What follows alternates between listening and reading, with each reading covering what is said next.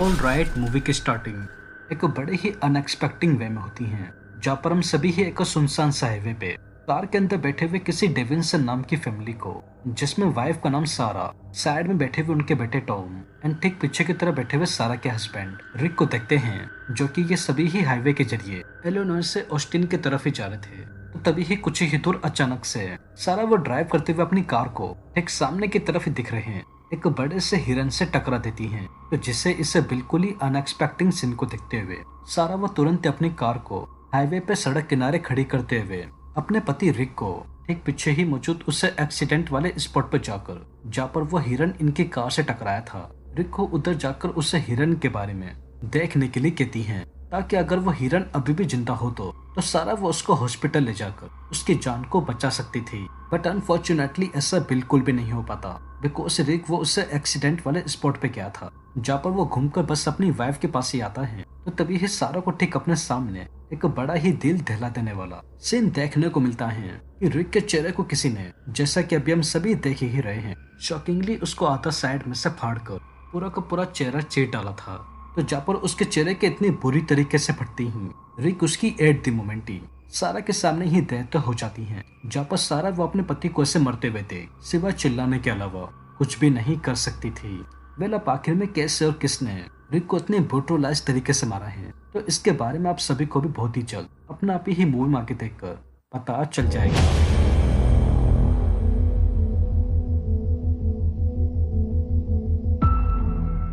तो बस सीन सीधा उससे क्रिपी इंसिडेंट के घूमकर सीधा नेक्स्ट डे कुछ कॉलेज के स्टूडेंट्स के ऊपर फोकस होता है, जिन सभी के ही नाम डेव, उसकी गर्लफ्रेंड जेनिफर, पेड्रिक्स, उसकी गर्लफ्रेंड केटी एंड डेक्स को देखते हैं। वेल, फेड्रिक्स और उसके सभी ही दोस्त रिसेंटली अभी कुछ ही दिन पहले अपनी कॉलेज से ग्रेजुएट हुए थे। तो एग्जैक्टली इसी ही चीज को देखते हुए ये सभी ही स्टूडेंट्स, जिन्होंने तकरीबन अपना एक हफ्ते के लिए बेसिकली साउथ डेनवर में इन चल रही गर्मियों की छुट्टियों को बिताने के लिए कोई छोटा मोटा ट्रिप प्लान किया था, बस उसी के लिए ही केटी और उसके सभी ही फ्रेंड्स और डेव की कार के अंदर बैठकर अपने ट्रिप के लिए केंटकी से डेनवर के लिए रवाना हो जाते हैं। तो बस अब देखते ही देखते जेनिफर और उसके बाकी सभी ही दोस्त वो एक बिल्कुल ही सुनसान से हाईवे पे ही पहुंच गए थे, जहाँ पर इन 5 स्टूडेंट्स के अलावा लिटरली पूरे हाईवे पे कोई भी मौजूद नहीं था। तो खैर, इसी ही बीच जेनिफर, जो कि वो अपनी कार को ड्राइव ही कर रही थी, तो तभी ही कुछ ही दूर ड्राइव करते ही इस हाईवे पे इन स्टूडेंट्स की कार वो एकदम से ही कार का इंजन इरप्ट हो जाने से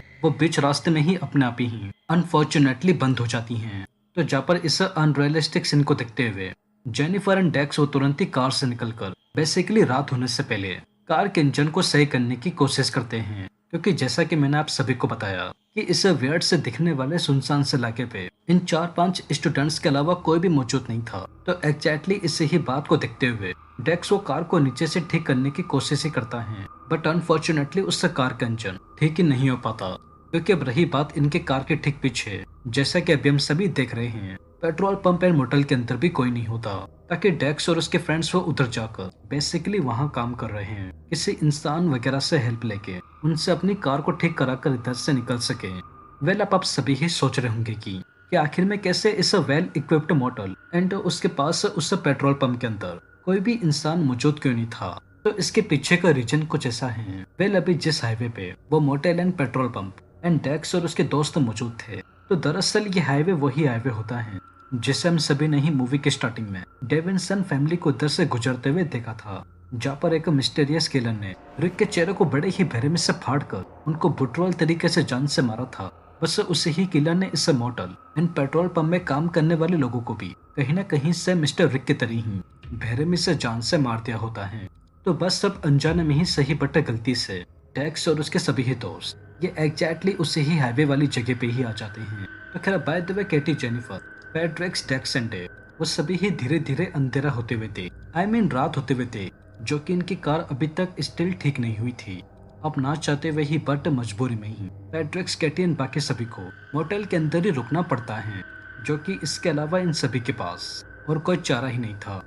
तो अब जैसे तैसे मोटेल के अंदर आती ही केटी, जो कि वो बस डेव के साथ सोने के लिए ही जा रही थी, तो उसी ही दौरान उसको आउट ऑफ नोवेयर अचानक से टॉयलेट का प्रेशर बन जाता है। तो जिसे देखते हुए केटी वो तुरंत ही खड़ी होकर मोटेल के बाहर बने हुए एक छोटे से वॉशरूम के अंदर आती हैं। तो तभी ही उसी ही दौरान हम सभी ही इससे ही वॉशरूम के अंदर एक जिप्सी हवा के अंदर एक वेव को देखते हैं, जो कि ये शॉकिंगली वही किलर था जिसने मिस्टर रिक को मारा था। वो इनविजिबल किलर बिना कुछ सोचे समझे पोटी कर रहे केटी को देख सीधे उसको हवा में उठाकर एक ही झटके में पोटी से भरे हुए टॉयलेट सेट के अंदर घुसाकर, जिसके नीचे एक छोटा सा चैम्बर बना हुआ था। जैसा कि अभी हम सभी देख रहे हैं, केटी को जबरदस्ती उस चैम्बर के अंदर घुसाकर पोटी के अंदर डुबाकर मार देता है।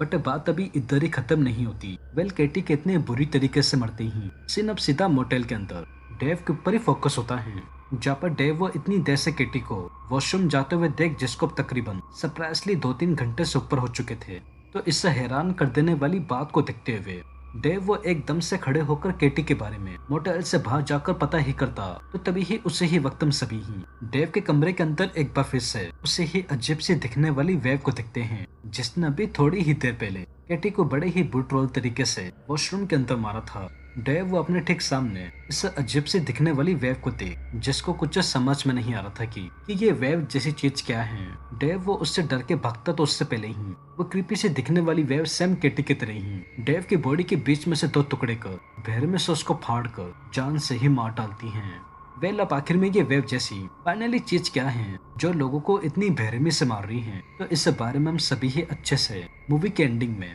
ठीक से देखकर बात करेंगे।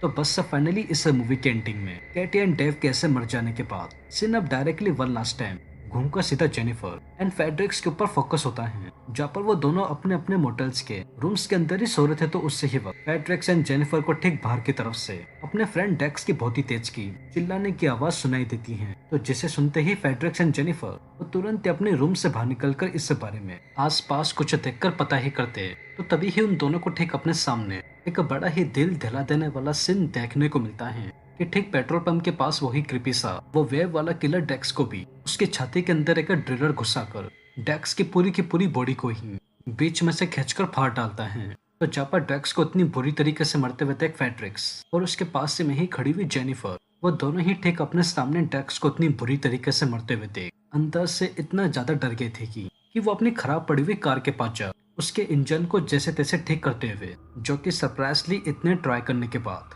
फाइनली सही हो गया था। फेड्रिक्स एंड जेनिफर वो दोनों ही कार के अंदर बैठकर हाईवे के जरिए इस वियर्ड से दिखने वाली जगह से निकलते। तो उससे पहले ही एक पीछे की तरफ से एक बार फिर से वही अजीब सा दिखने वाला वेव वाला किलर आ जाता है, जहाँ पर वो फेड्रिक्स एंड जेनिफर को इधर से जाता हुआ देख उनकी कार को ही एक ही झटके में, जैसा कि अभी हम सभी देख रहे हैं, हवा में ही पलट देता है। तो जिसके चलते कार के अंदर बैठे हुए फेड्रिक्स एंड जेनिफर की कार कैसे पलट जाने से एट द मोमेंट ही बड़े ही ब्रूटल तरीके से एक्सीडेंट के दौरान डेथ हो जाती है। तो जहाँ पर फेड्रिक्स एंड जेनिफर के भी ऐसे मरती हैं, हमारी ये मूवी फिलहाल के लिए ठीक इधर ही एंड होकर इस मूवी के सेकंड पार्ट यानी कि द राइज ऑफ रिकर 2 के लिए शुरू हो जाएगी, जिसमें हम सभी ही उस मूवी के अंदर ये देखकर पता लगाने की कोशिश करेंगे कि आखिर में वो वेव वाला किलर था कौन, जो लोगों को बिना किसी रीजन के ही इतनी बुरी तरीके से मारता था। और इससे भी बड़ा सवाल क्या था कि आखिर में वो किलर दिखता क्यों नहीं था, जिसे हमने पूरी इंटायर मूवी में एक बार भी नहीं देखा है। तो वेल, इन सभी ही सवालों के जवाब हमको इस मूवी के सेकंड पार्ट को देखकर अपने आप ही मिल जाएंगे, क्योंकि अभी कुछ भी कहना हमारे लिए जल्दबाजी होगी। तो वेल दोस्तों, यही थी द रिकर मूवी की एक्सप्लेनेशन एंड आई होप आप सभी को ये वीडियो जरूर पसंद आई होगी। और अगर वीडियो पसंद आई हो तो चैनल को सब्सक्राइब किए बिना और वीडियो को लाइक किए बिना बिल्कुल भी मत जाइएगा, क्योंकि मैं अपने आने वाले वीडियो में ऐसे ही और मूवीज की एक्सप्लेनेशन लेकर आता रहूंगा। तो तब तक के लिए take care and peace out.